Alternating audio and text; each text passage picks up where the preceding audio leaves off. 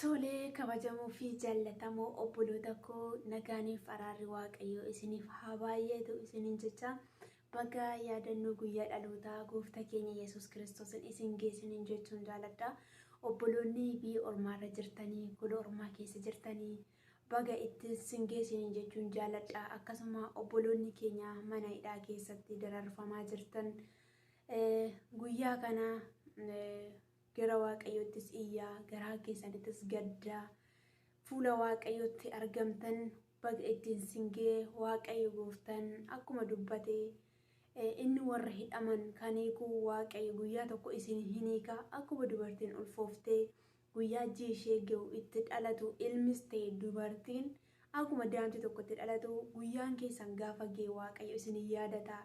Isan iyitan bochisin bochan gadda isin gadditan waaqayyo in arga waaqayyo isin yaadatu isiniin jechuun jaalladha.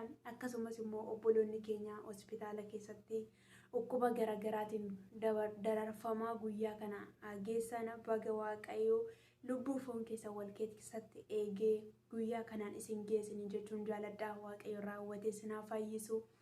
Akkasumas immoo obboloonni keenya karaa adda addaatiin haala mijatu haala mijanne keessa kan jirtan mara keessaniif baga itti isin geessiniin jechuun jaalladha. Obboloota koo galanni waaqayyoodhaaf haa ta'u. Egaa waaqayyo waan nu gargaareefidha. Waaqayyo fooniif lubbuu keenya waa wal keessatti eegeef guyyaa kana geenye malee haalli rakkisaa ta'eef hin duunu haalli mijataa ta'eef isin jiraannu haala kam keessattuu ilmaan namaa kan jiraachisuu danda'u waaqayyoodha. Galanni waaqayyoof haa ta'u.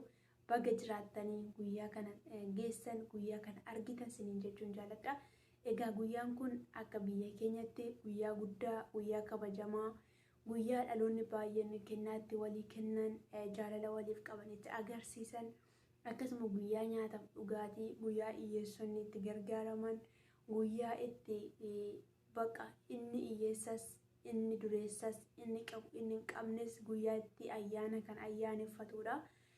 Galanni waaqayyoodhaaf haa ta'u. Baga itti singee jechuun jaalladha.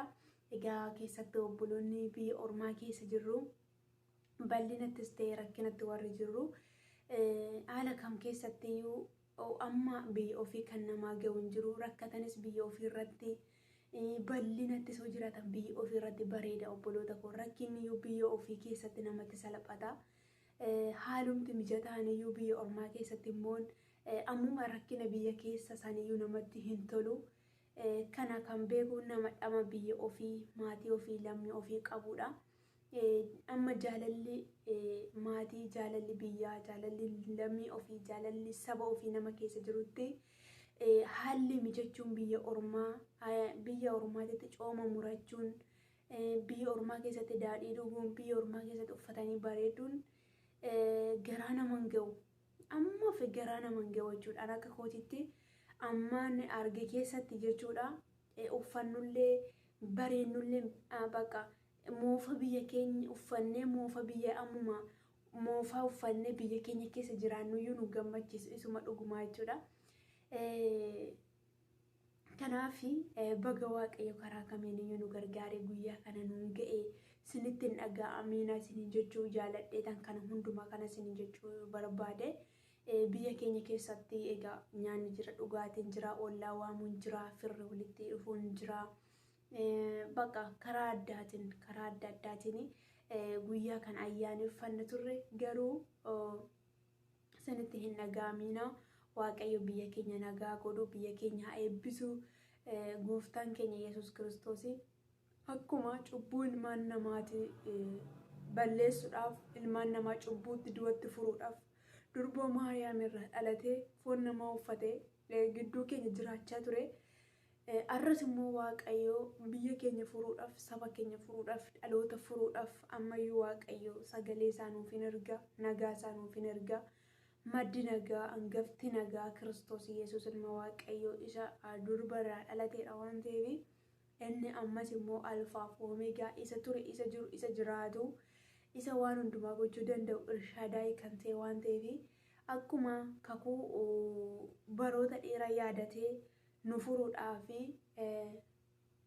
waaqayyo gooftaan keenya Yesuus Kiristoos akkuma nu dhalate arras kakuu biyya keenya kakuu keessan kakuu addunyaa kana kakuu ilmaan namaa yaadate waaqayyo waan kakate sana raawwachuudhaaf hin dhufa. Waaqayyo immoo yaada gaarii nuuf qaba. Kanaaf jajjabaadhaa, jajjabina isin oowwaa. Egaa guyyaa kana hundumti bal'inatti jiraata jechuun hin danda'amu. Keessattuu obboloonni keenya Saawud Arabiyaa keessatti maneedhaatti dararfamaa kan jirani. Egaa hunduma keessaniif haara miti waan ta'eef sirriitti waaqayyoon hin kadhannaa. Dhugaadhuma bariin lafaa ifni bakka wanti haaraan tokko akka isaaniif dhalatu gaafa durbi deessu waan haaratu ta'e waan dinqiitu ta'e durbi ulfooftu durbi deessu obboloota koo yoo akkuma saayinsiin jedhuttis ta'e akkuma beenutti akkuma ijaan arginuttis yoo ta'e durbi tokko abbaa manaa osoo hin godhatiin yookaan dhiira tokko waliin osoo wal bira hin ga'in ulfaa'us ta'e dee'uus hin danda'amu. Waaqayyo gooftaan keenya Yesuus Kiristoos garuu akka dinqiitti durbooma haramiirraa dhalateera waan ta'eef waaqayyo akka dinqiitti saba kana furuu danda'a. Akka dinqiitti saba kana achi keessaa baasuu danda'a. Guyyaa irraa kana baay'een isaanii cooma nyaachuu danda'u, baay'een isaanii waan baay'ee dhuguu danda'u, baay'een isaanii immoo agabuu kan bulan jiraachuu danda'u, baay'een isaanii immoo gaddaan boo'ichaan kan dabarsan jiru, baay'een isaanii gammachuudhaan kolfaanis kan dabarsan jiru. Yeroodhuma gaddin, yeroodhuma gammannu, yeroodhuma nuti tolu obboloota keenya yaadachuun anaaf isiniif hin ta'a obboloota koo. Biyya keessattis ta'e biyya alaattis ta'e haalli yoo nuti tolu isa tokkoof akka hin tolletti akka oduu hin toliin hafetti yaadachuun sammuu keenya keessa yeroo hundumaa nutti haa baratamu. Ofii keenya yoo rakkataa yaadachuu dhiisuun keenya dogongoraadha. Ofii keenya yoo beela'in isa beela'e yaadachuu dhiisuun keenya dogongoraadha. Yeroodhuma quufnee nyaannutti iyyuu obboloota keenya warra dhaban yaadachuun, yeroodhuma uffannee nurraa bareedutu obboloota keenya daara bahuu dadhaban yaadachuun, yeroodhuma hiikamne sanaa inni deemnutti obboloota keenya rakkina gidiraa keessa mana hidhaa keessa jiran yaadachuun anaaf isiniif hin ta'a. Waaqayyo saba keenya lammii keenya nagaa nuuf haa godhu, nu haa yaadatu. Inni durbi akka ulfooftee deessu taasisee waaqayyo biyya keenyaaf kakuu keenya nuuf haa raawwatu. Waan dinqii biyya keenyaaf saba keenyaaf lammii keenyaaf haa godhu.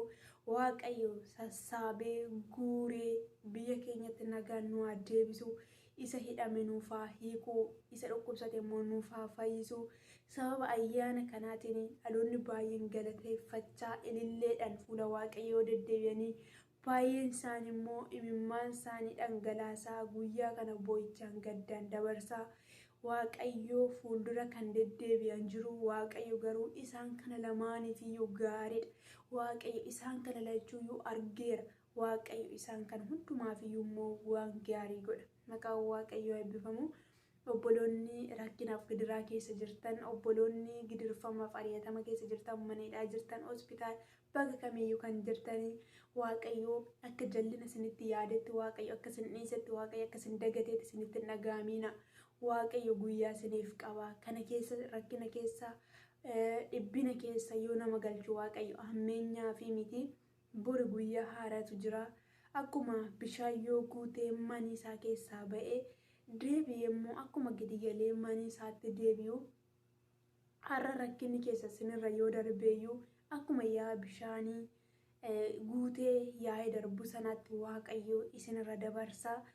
Warri kolfaa jirtan, warri gammadaa jirtan, obboloota keessan dagattanii akka barbaadanittis jiraachaa jirtan immoo akkuma bal'inni jiru dhibbinni akka jiru yaadachaa yaada garaa geeddarachuuf fuula waaqayyootti gad of deebisuudhaan obboloota keenya akka yaadannu warra rakkatan akka gargaaru karaa nu danda'ameen wal gargaaruu, wal tumsuu, wal jajjabeessuun amaleeffannaa nuuf haa ta'u.